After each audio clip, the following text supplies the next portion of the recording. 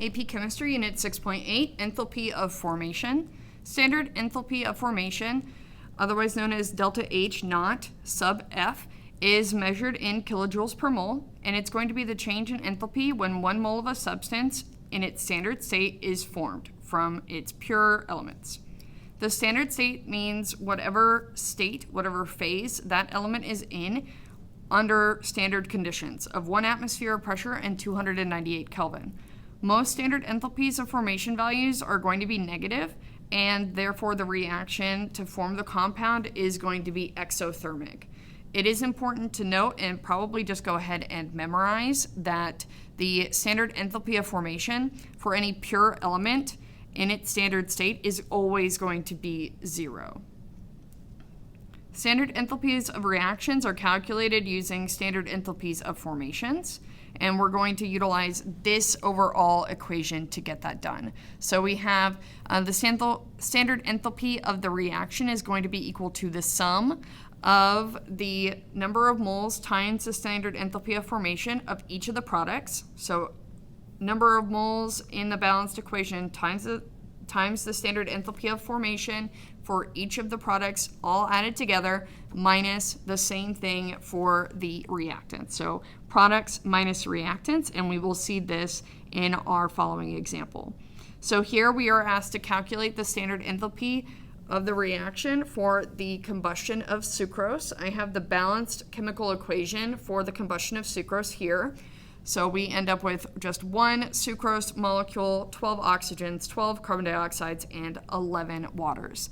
And then I also have the standard enthalpy values for sucrose, oxygen, water, and carbon dioxide, which are all of the standard enthalpy of formation values that I need in order to actually perform this problem.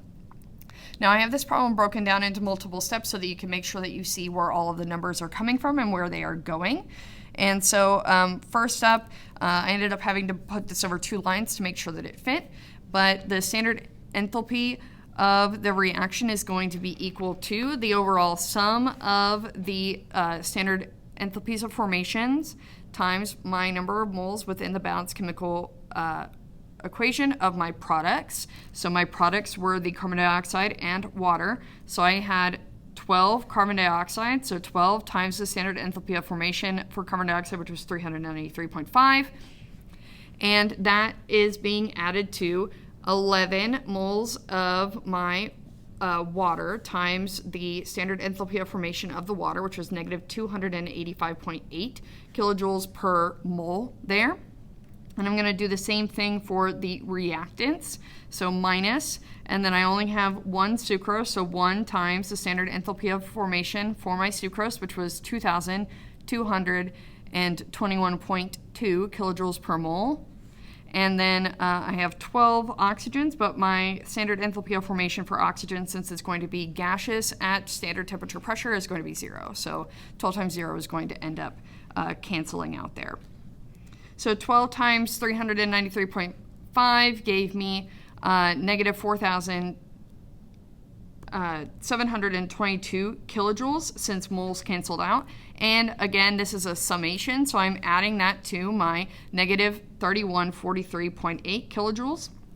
And then again, minus my reactants, so minus the value that just came from the sucrose, since oxygen canceled out here, so minus negative 221.2 kilojoules. Again, the mole canceled out. So when I summed up my products, I ended up with a grand total of negative 7,865.8 kilojoules, and minus a minus gives me a positive 2,221.2 kilojoules. I go ahead and add those together, and that gives me a total standard enthalpy of the reaction as negative 5,644.6 kilojoules.